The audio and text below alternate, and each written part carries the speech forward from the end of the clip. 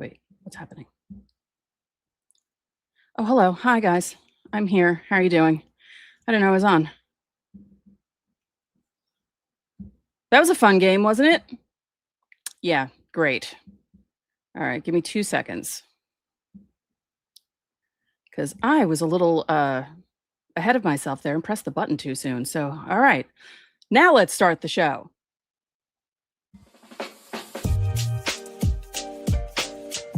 You are Locked On Yankees Postcast, part of Locked On Sports New York on the Locked On Podcast Network. Your team every day.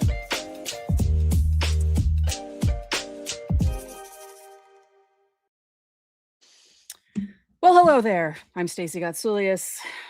This is the Locked On Yankees Postcast. It's part of the Locked On Podcast Network, now the #1 sports podcast network in the country. Today's episode is brought to you by FanDuel. Right now, new customers can bet just $5 and get $150 in bonus bets if your first bet wins. Head to FanDuel.com to get started.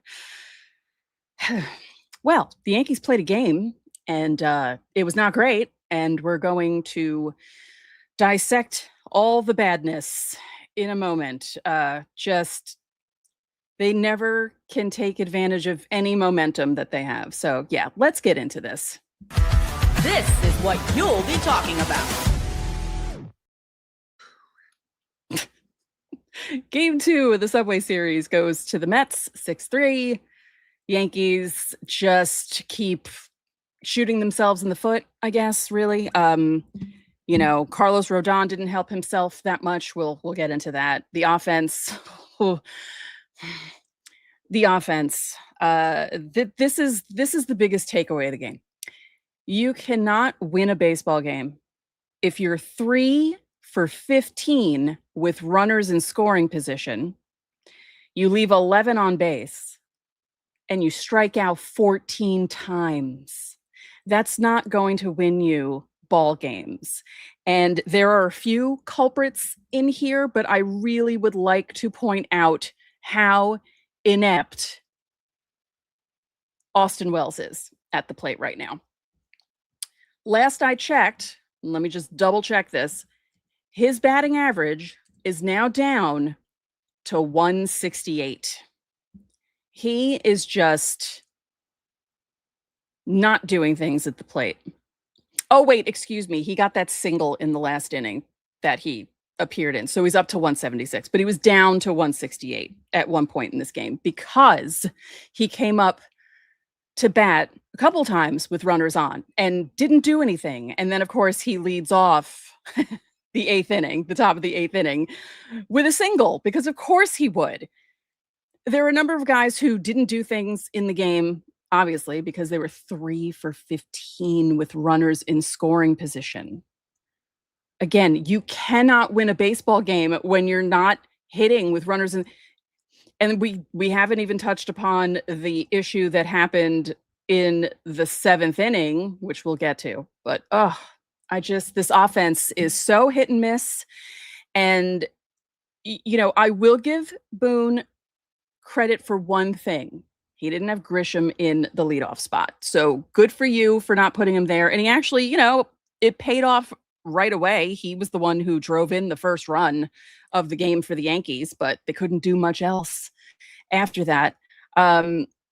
Rodon, you're also not going to win games when your starter can't even make it out of the 4th inning. 3 2/3 innings, 3 hits, 3 runs, 3 walks, 6 strikeouts, 1 home run to Juan Soto, 88 pitches in 3 2/3 innings with 55 strikes.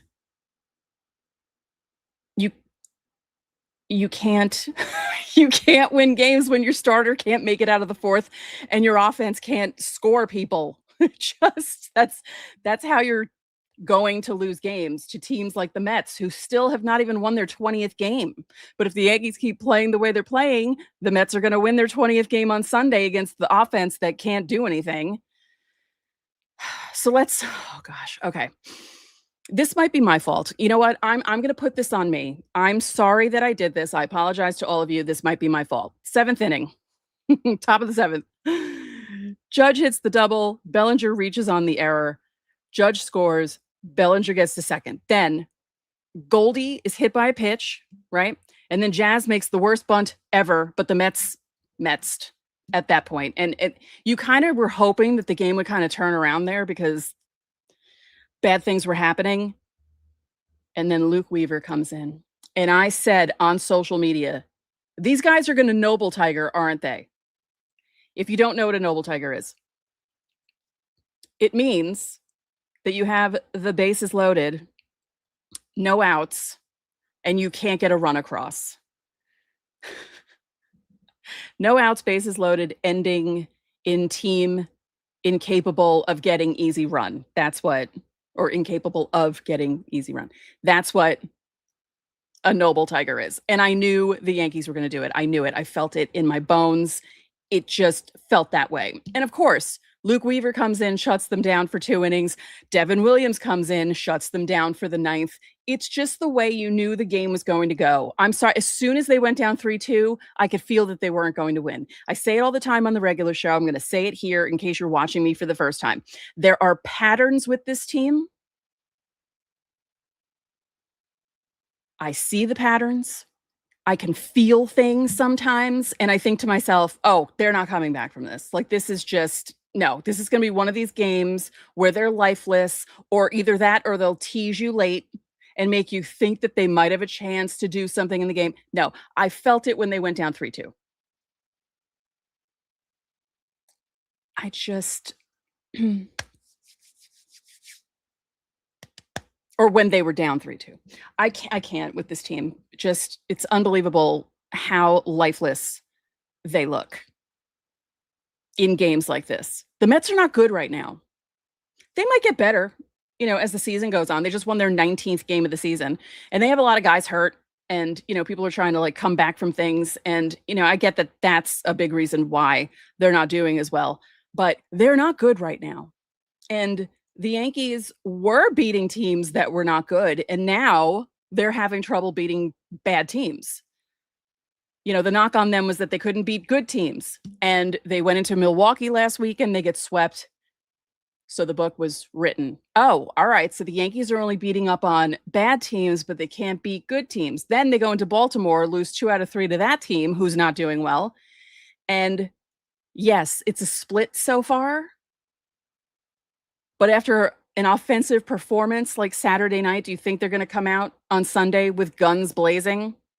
Because I don't. I've watched this team enough to know that they're not going to do that. Plus, they're going to be up against Freddie Peralta, so who knows what's going to happen. His ERA is 3.10. They're having trouble hitting against guys whose ERAs are above 6. One of the relievers for the Orioles came in on Wednesday and shut them down, and his ERA was above 9. So this team is just, they need something like a fire lit somewhere, because their swooning is happening too early. We joke about the Boone swoon being in June and July, and one of the listeners of Locked On Yankees declared it the May decay, and that's what it looks like right now. They've won 2 games in the last week. Unbelievable. It's unbelievable. Rodon didn't help the bullpen either by only lasting 3 2/3. Bird had to pitch, Hedrick had to pitch, Hill, Doval, Blackburn. They didn't do a bad job. Hedrick, made the score 5-2. And then Doval, the people were on base because of Hill, not because of Doval. We got the ground out, but Bichette scored. So it made it 6-3 at that point. I'm not going to kill Doval for that. I'm not. But the offense really needs to do something. And Carlos Rodon needs to get his act together. This feels like the bad Carlos Rodon of 2023. We don't want that. And I know he's coming back from an injury. I know it's not easy to come back from an injury, but he has to be better. And he has to not throw 88 pitches in under 4 innings. All right. Well, coming up, supposed to be player of the game time. We'll see what happens. And we're going to preview the remaining pitching matchup for this weekend because it was changed. And I will tell you all about that Coming up,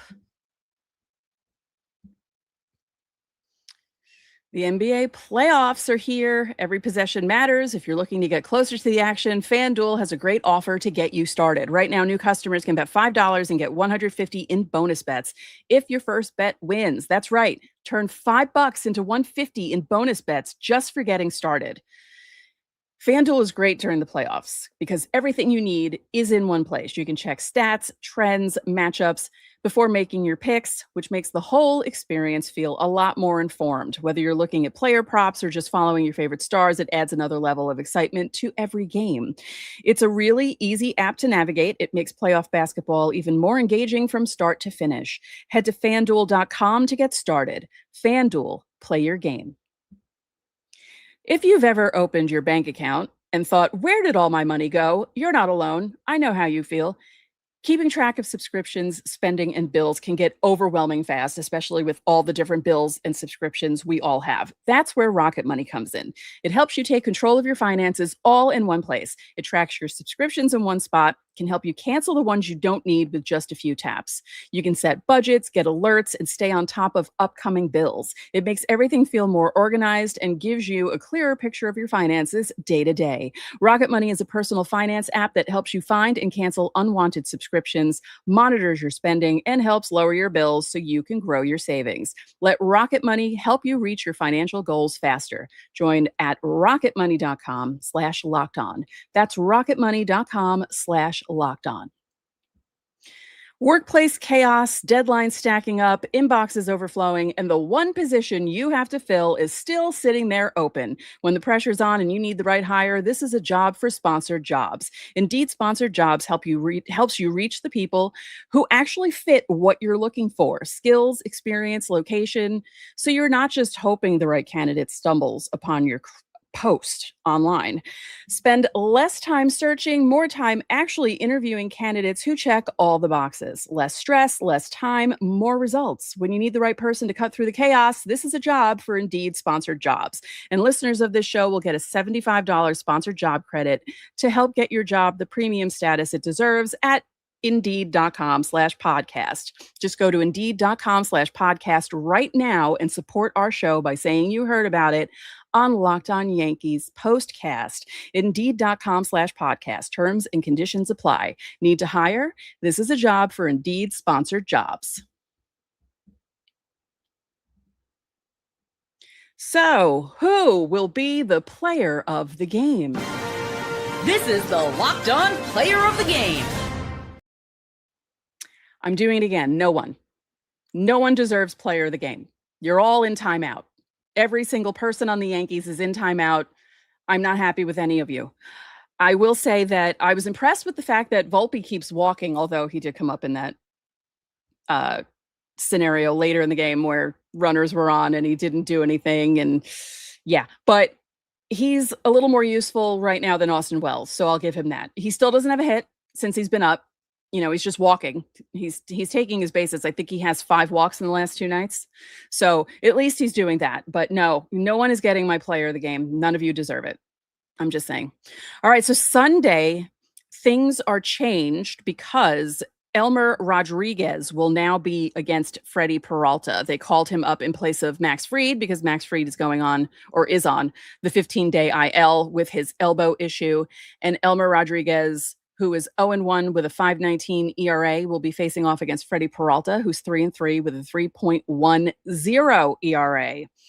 So that is a daytime game. It's not a nighttime NBC game or any other broadcast. So the Yankees are back on Yes after 2 nights off from Yes. Can the Yankees win the rubber game? We will find out. But if the offense does what they did on Saturday night, they're not. So after the Yankees play the Mets, they go home. They're home right now. I mean, but you know what I mean. They go to Yankee Stadium to play the Blue Jays and then the Rays. So things aren't getting easier for them. And I know the Blue Jays have been having issues because they were beaten up by the Rays because the Rays just don't stop winning. I wish they would start losing. And the Yankees are going to be facing both of those teams. And it's a rough stretch, even though it's at home, because it's a 4-game series against the Blue Jays, heading into a 3-game series against the Rays. Then they go on the road to face the Royals without an off day. They don't have an off day again until the 28th. And then after that, they play the A's to close out the month. So this might be a tough test for them. You know, as I said, the Blue Jays are having a tough time with their start in 2026, but they still have the advantage over the Yankees right now because they beat up on them in 2025. So no matter how they're playing, they go into that series with that knowledge, like, oh, well, we kicked you out of the playoffs. We won the season series handily against you in 2025, and maybe that might carry over into 2026. So yeah, after Sunday, there's not a break until May 28th. So this is a tough stretch for the Yankees. And, you know, I know the Rays win a lot at home. You know, they swept the Yankees at home, but they're a tough team, and the Yankees can't think that, oh, we're at home, it's going to be easier for us. No, that's not how that works. So to recap, the Yankees dropped game 2 of the Subway Series. Carlos Rodon can't even make it out of the 4th inning. The offense, 3 for 15 with runners in scoring position, 11 left on base, 14 strikeouts. That is not going to win you ball games ever, and they need to do something. I know Boone, as I said, switched up the lineup a little bit. He had Goldschmidt in there playing first. He had Ben Rice DHing, leading off. You know, he pushed Grisham down to 7 to get things going, and it didn't quite work. So we'll see how things go on Sunday. Maybe they can pull off the win, and maybe Elmer Rodriguez, in his 3rd attempt at pitching for the Yankees and starting for the Yankees, can get something going against the Mets. We shall see. So that'll do it for this edition of the Locked On Yankees Postcast. I'm Stacey Gotsulias. I will see you guys after the game on Sunday, and hopefully we'll be talking about a series win.